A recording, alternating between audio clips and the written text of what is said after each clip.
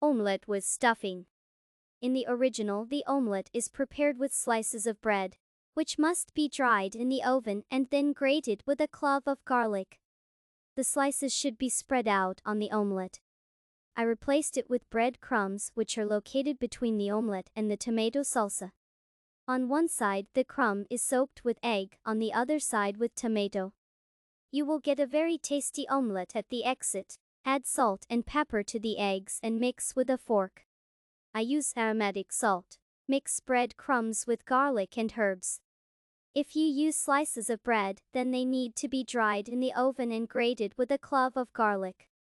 I use a dill dressing with garlic and chili pepper here. Mix bread crumbs with garlic and herbs.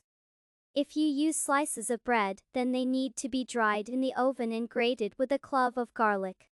I use a dill dressing with garlic and chili pepper here. Mix bread crumbs with garlic and herbs.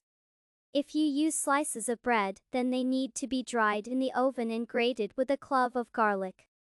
I use a dill dressing with garlic and chili pepper here. Grate the cheese on a fine grater. Grate the cheese on a fine grater.